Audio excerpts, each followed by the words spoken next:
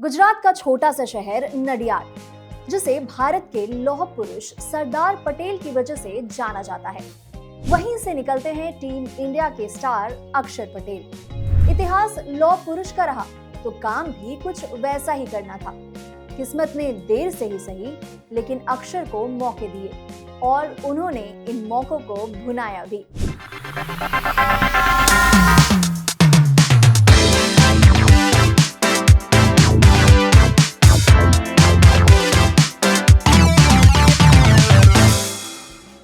नमस्कार, मैं हूं मेघा सिन्हा और आप देख रहे हैं बजर बट्टू स्पॉट्स।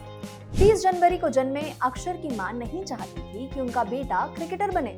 पढ़ाई में अक्षर शुरू से ही अच्छे थे और टॉपर्स में उनकी गिनती होती थी। जाहिर है, मां ने यही सोचा होगा कि बेटा पढ़ लिख कर एक अच्छी नौकरी करे और आराम की जिंदगी बिताए। लेकिन पिता कुछ और चाहते थे। उनके मन में ख्वाहिश थी कि बेटा क्रिकेट खेले। एक और शख्स थी जो अक्षर को नीली जर्सी में देखना चाहती थी और वो थी उनकी दादी।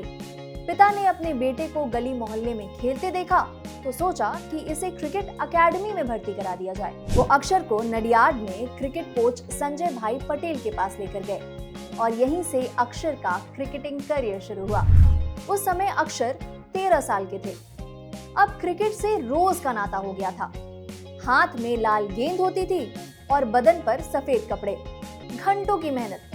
संजय भाई की एकेडमी में अक्षर खूब पसीना बहाते, मैदान के चक्कर लगाते, बैटिंग, बॉलिंग, फील्डिंग सब कुछ करते। अपने लेफ्ट आर्म स्पिन का लोहा मनवा चुके अक्षर को शुरुआती दिनों में स्पिन से ज्यादा तेज गेंदबाजी पसंद थी। यहाँ उनके कोच संजय भाई की पारखी नजर का कमाल देखने को मिला, जिनकी बदौलत भारत को एक बेहतरीन स्पिन ऑलराउंडर मिला। अक्षर तेज गेंदबाज थे। अंडर 16 तक वो नई गेंद थामते थे और पूरी ताकत से विकेट लेने की कोशिश करते थे। पर संजय भाई ने नोटिस किया कि अक्षर के बायोमैकेनिक्स पेसर के हिसाब से नहीं है। यही देखते हुए उन्होंने अक्षर को स्पिनर बनने की सलाह दी। ये सुनकर अक्षर के होश उड़ गए। उन्हें स्पिन बिल्कुल पसंद नहीं थी। वो तो बल्लेबाज बनना चाहते थे, लेकिन फील्डिंग की बोरियत से बचने के लिए बॉलिंग कर लिया करते थे। पर जब कोच ने कहा तो मानना पड़ा और यही से अक्षर के करियर का टर्निंग पॉइंट आया। अक्षर का खेल निखर रहा था और वो एज ग्रुप क्रिकेट में अच्छा कर रहे थे। यहाँ से वो गुजरात की टीम तक पहुंच गए। 22 फरवरी 2012 को उन्होंने महाराष्ट्र के खिलाफ अपना लिस्टेड डेब्यू किया। इसी साल 5 नवंबर को मध्य प्रदेश के खिलाफ उनका फर्स्ट क्लास डेब्यू हुआ। हालांकि शुरुआत में उन्हें ज्यादा सफलता नहीं मिली, लेकिन बीसीसीआई की नजर उन पर थी। अक्षर के टैलेंट को सिलेक्टर्स ने पहचान लिया और नतीजा ये रहा कि 2013 में एसीसी इमर्जिंग एशिया कप के लिए उन्हें टीम में शामिल कर लिया गया। अक्षर ने इस मौके को दोनों हाथों से भुनाया और 7 विकेट लेकर भारत को खिताब जिताने में अहम भूमिका निभाई। सेमीफाइनल में यूएई के खिलाफ 4 विकेट लेकर अक्षर ने अपनी पहचान बना ली। अक्षर को मौके मिल रहे थे और वो नाम भी कमा रहे थे, लेकिन उनकी असली मंजिल अभी दूर थी। सबसे बड़ी चुनौती थी रविंद्र जडेजा जैसे खिलाड़ी की मौजूदगी। दोनों एक ही जैसे खिलाड़ी, left arm spin bowling allrounder. Jadeja तब तक टीम इंडिया के स्थापित खिलाड़ी बन चुके थे, जो एमएस धोनी के गो टू प्लेयर थे। अक्षर को यह पता था। उनकी एक ही कोशिश थी, जब भी मौका मिले ऐसा प्रदर्शन करो कि सबको याद रह जाए। आईपीएल अब दुनिया की सबसे चर्चित क्रिकेट लीग बन चुकी थी। अगर प्लेयर आईपीएल में हिट हो तो टीम इंडिया का रास्ता आधा तय हो जाता। अक्षर को भी इसका इंतजार था। जब वो घरेलू क्रिकेट में कदम रख ही रहे थे, तब से मुंबई इंडियंस की स्काउटिंग टीम उन्हें फॉलो कर रही थी। गुजरात की टीम में अक्षर का नाम पक्का नहीं हुआ था, लेकिन मुंबई ने 2013 में उन्हें कॉन्ट्रैक्ट दे दिया। पूरा परिवार उम्मीद में था कि अक्षर डेब्यू करेंगे, लेकिन वो साल सिर्फ बेंच पर बैठते हुए बीता। उस वक्त एक इंटरव्यू में अक्षर ने हंसते हुए कहा था, मुंबई की प्लेइंग 11 क्या होगी पता नहीं, लेकिन 12वें और 13वें खिलाड़ी मैं और युजवेंद्र चहल होंगे। पर किस्मत ने उन्हें ज्यादा इंतजार नहीं कराया। 2014 में किंग्स 11 पंजाब, जो अब पंजाब किंग्स है, ने उन्हें नीलामी में खरीदा।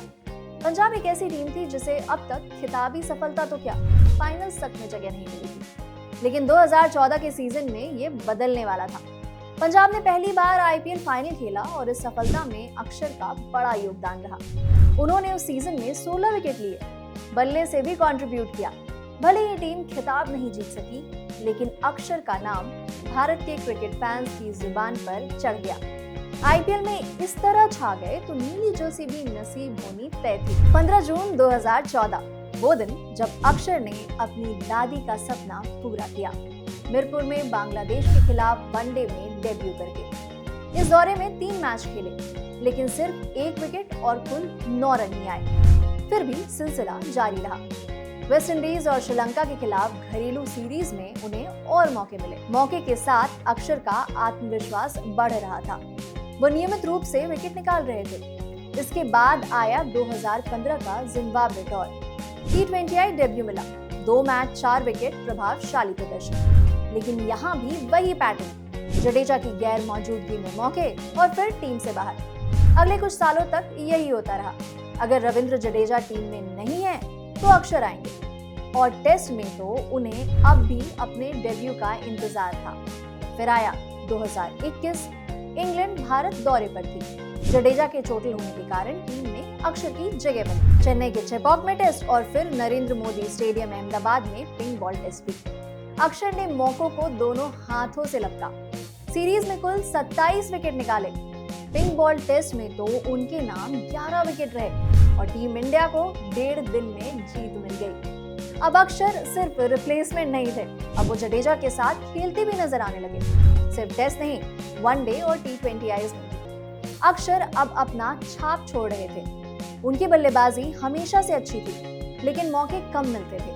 अक्षर और जडेजा की गेंदबाजी में सबसे बड़ा फर्क हाइट और पॉइंट ऑफ रिलीज का है। जडेजा और अक्षर दोनों ही तेज गति से गेंद को स्पिन कराना जानते हैं, मगर अक्षर को उनकी हाइट का ज्यादा फायदा मिलता है, क्योंकि वो काफी ऊपर से गेंद को रिलीज करते हैं। इस कारण उनकी गेंद में लूप अच्छा बनता है, जो बल्लेबाजों को लालच देता है और विकेट निकालने के अवसर बढ़ जाते हैं। 2016 रणजी सीजन की शुरुआत गुजरात के लिए आसान नहीं थी। पहले मैच में बड़ौदा ने 540 रन जड़ दिए और जवाब में गुजरात के 4 विकेट सिर्फ 150 पर गिर गए। मुश्किल हालात में अक्षर क्रीज पर उतरे और मनप्रीत जुनेजा के साथ मिलकर पारी संभाली। अक्षर ने शतक जड़कर मैच बचाया और उसी साल गुजरात ने रणजी ट्रॉफी जीतकर इतिहास भी रच दिया। टीम इंडिया में अब अक्षर अपनी बल्लेबाजी से ध्यान खींच रहे थे। निचले क्रम पर आकर बल्लेबाजी करते हुए भी प्रभाव छोड़ते। 2022 में port of Spain West Indies में जब इंडिया को 312 रन का टारगेट मिला तो हालात आसान नहीं थे, लेकिन नंबर 7 पर बल्लेबाजी करने आए अक्षर ने मोर्चा संभाला और फिनिशर की भूमिका निभाते हुए भारत को जीत दिलाई। सिर्फ 35 गेंदों में बनाए गए 64 रन की उनकी पारी में 5 छक्के और 3 चौके शामिल थे। ये पारी ऐसे वक्त आई थी जब लग रहा था कि भारत मैच हार जाएगा। इसी नॉक ने टीम मैनेजमेंट को दिखा दिया कि अक्षर ऊपरी क्रम पर भी बल्लेबाजी कर सकते हैं। राहुल द्रविड़ के कोच बनने के बाद अक्षर को T20Is में कई बार 4 और 5 नंबर पर भेजा गया, left right batting combination maintain करने के लिए। और फिर आया 2024 T20 वर्ल्ड कप का फाइनल, जो बारबेडोस में खेला गया। साउथ अफ्रीका के खिलाफ मुश्किल पिच पर जब पूरा टॉप ऑर्डर ढहता सा दिख रहा था, रोहित शर्मा, ऋषभ पंत, सूर्य कुमार यादव सब जल्दी आउट हो गए थे, तब विराट कोहली को अक्षर का साथ मिला। कोहली ने 76 रन बनाए और अक्षर ने 47 रन जोड़े। दोनों की इस साझेदारी ने टीम इंडिया को 177 तक पहुंचाया। उस ऐतिहासिक जीत में अक्षर का योगदान निर्णायक साबित हुआ। ये एक तरह का रिडेम्पशन था, क्योंकि 1 साल पुरानी कसक का जवाब जो दिया था। 2023 में भारत में हुआ ODI वर्ल्ड कप वो खेल नहीं सके थे, चोट के कारण बाहर हो गए थे। तब मन काफी टूटा था, दुखी थे। उस कसक को पूरा करने अक्षर वेस्ट इंडीज पहुंचे थे।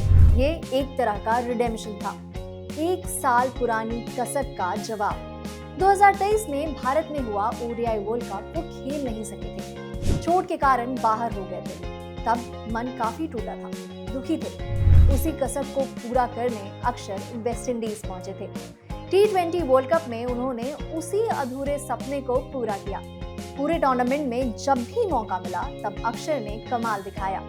इंग्लैंड के खिलाफ सेमीफाइनल में भी अक्षर ने अपनी फिरकी से इंपैक्ट क्रिएट किया। बटलर और सॉल्ट ने तेज शुरुआत की थी, बुमराह और अर्शदीप महंगे साबित हो रहे थे। चौथे ओवर में रोहित शर्मा ने गेंद अक्षर को थमा दी।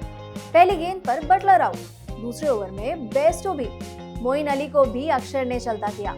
4 ओवर 23 रन 3 विकेट और अक्षर ने टीम इंडिया को फाइनल में पहुंचा दिया। अक्षर पटेल का सफर यही दिखाता है कि हालात कैसे भी हो, अगर हिम्मत और मेहनत हो तो खिलाड़ी अपनी जगह बना ही लेता है। अक्षर पटेल का कौन सा स्पेल या बल्लेबाजी में उनकी कौन सी पारी आपकी सबसे फेवरेट है, कमेंट सेक्शन में हमें जरूर बताएं। और अगर वीडियो पसंद आया तो देखते रहिए बजर बट्टू स्पॉट्स।